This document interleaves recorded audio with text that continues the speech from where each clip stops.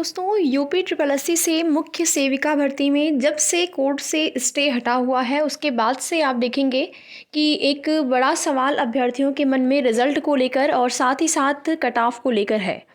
और केवल यही सवाल नहीं बल्कि सबसे बड़ा जो डाउट है अभ्यर्थियों के मन में वो है एलिजिबिलिटी को लेकर। तो इन सभी विषयों को लेकर बात करेंगे। वीडियो में लास्ट तक बने रहें। एक छोटा सा निवेदन आप सभी से, अगर चैनल पर नए हैं तो चैनल को सब्सक्राइब करके, वीडियो पसंद आए तो लाइक शेयर भी करें।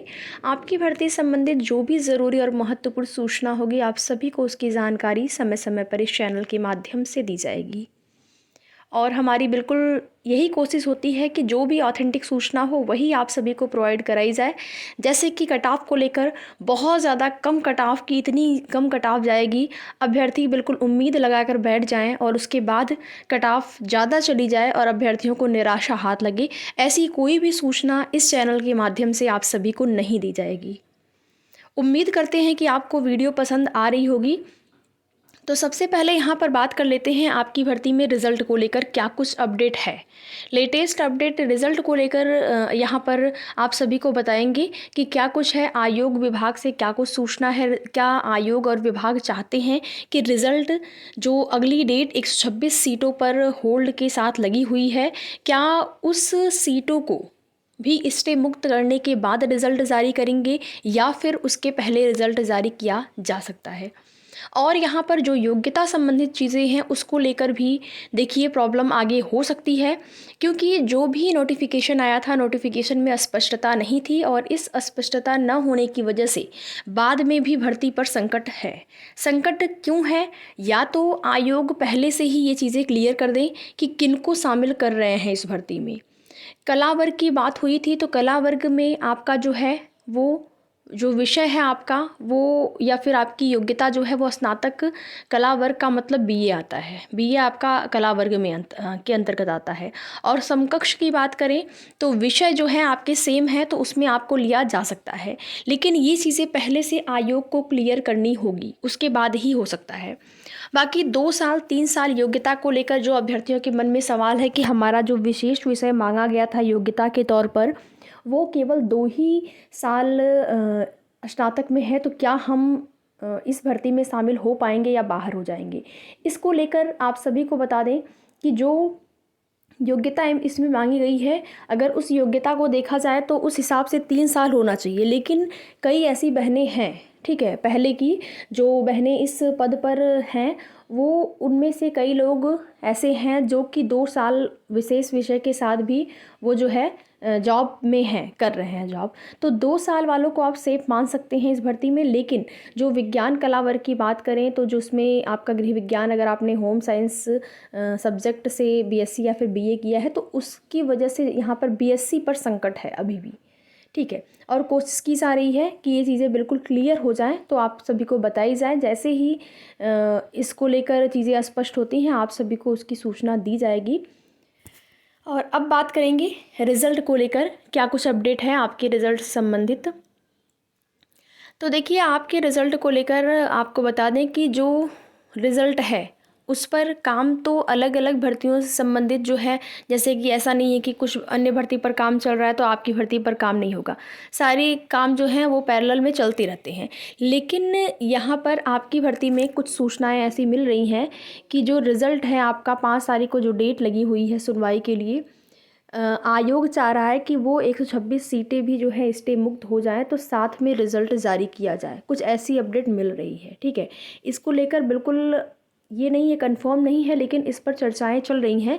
जैसे ही इसको लेकर कंफर्म अपडेट होती है तो आप सभी को सूचित किया जाएगा, क्योंकि आयोग भी चाहेंगे कि जो सीटें हैं एक साथ, जैसे कि बाद में फिर सीटें रह जाती हैं, फिर बाद में वही चीज़ें हैं, दोबारा से इन लोगों को जो है रिज़ल्ट जारी करना होगा 126 सीट पर। तो इसकी वजह से यहाँ पर आयोग की भी यही मंशा है कि वो स्टे मुक्त हो जाएं और साथ में कार्य जो है रिज़ल्ट पर चलते रहेंगे। आज आप देखेंगे कि आपका 17 नवंबर हो गया, तो बहुत ज़्यादा टाइम नहीं है। अब स्टे हटने के बाद भी आप, ऐसा नहीं है कि तुरंत रिज़ल्ट जारी कर देंगे आयोग, इतना ज़्यादा एक्टिव नहीं है आयोग, आप सभी को ये तो पता ही होगा। तो आप मान के चलिए कि अगर ऐसी मंशा होती है आयोग की, बिल्कुल ये जो कंफर्म हो जाता है, अगर जैसे कि मैंने आपको बताया कि स्टे 126 सीटें भी स्टे मुक्त हो जाएं उसके बाद रिज़ल्ट जारी करने को लेकर। अगर इस चीज़ पर सहमति बन जाती है तो वही आप मान के चलिए कि 10-12 दिसंबर तक आप लोगों को आपका जो रिज़ल्ट है वो देखने को मिल सकता है। डीवी वही लास्ट दिसंबर तक होने की संभावना रहेगी। डीवी के लिए आप लोग तैयार रहिए। कट ऑफ को लेकर जो भी चीज़ें आपको बताई जा रही हैं कि इतनी कम कट ऑफ जाएगी 38-35, देखिए जो विशेष कैटेगरियाँ हैं, जो आरक्षित वर्ग के अंतर्गत कैटेगरियां हैं उनका तो कम जाएगा, लेकिन अनरिजर्व कैटेगरी का ये कह पाना कि नहीं 45 ही रहेगा या 46 ही रहेगा, 48 ही रहेगा, तो इसको लेकर आप खुद सोच सकते हैं। जो कमेंट आते हैं आप सभी भी देख रहे होंगे, अलग अलग सोशल मीडिया प्लेटफॉर्म के माध्यम से आप अलग अलग चैनल के साथ जुड़े होंगे, अलग अलग आप जगह फॉलो किए होंगे। जैसे आप देख रहे होंगे कितने अभ्यर्थी कितने नंबर गेन किए हैं, जो अपना नंबर बताते हैं, तो उस आधार पर इतना कम कि 45 जाएगा 46 जाएगा ये नहीं। मैंने आपको पहले भी बताया था कट ऑफ को लेकर कि आपकी जो कट ऑफ है वो 53-54 के आसपास रहने की संभावना है। और अभी भी हमारा यही कहना है कि आपकी कट ऑफ इससे ज़्यादा कम, बहुत ज़्यादा कम नहीं कह सकते हैं आप, क्योंकि बहुत सारे ऐसे भी अभ्यर्थी, जैसे कि अगर आप तुलना करें तो 60-62 वाले भी तो हैं, 60-62 वाले भी हैं और 56-57-58 वाले भी हैं। तो अनरिजर्व कैटेगरी की बात करें तो 53-54 के आसपास रहने की संभावना है।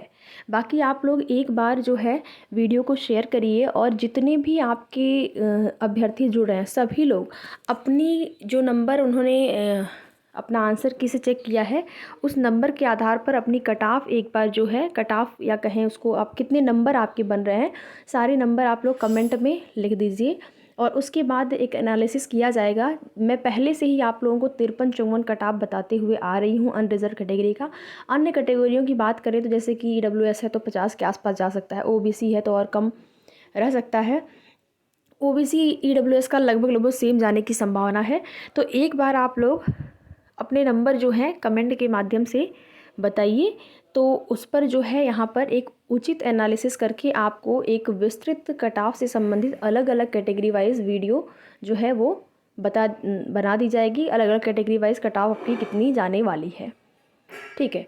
और कुछ डेली न्यूज़पेपर के माध्यम से अन्य भर्तियों से संबंधित सूचनाएं हैं, अगर आपके काम का होगा तो आप लोग देख लीजिएगा। UPPSC से होने वाली सबसे प्रतिष्ठित यूपी की परीक्षा, उत्तर प्रदेश की सबसे प्रतिष्ठित परीक्षा PCS को लेकर यहाँ पर UPPSC केंद्र निर्धारण से बड़ी चुनौती होगी प्रश्न पत्रों की सुरक्षा।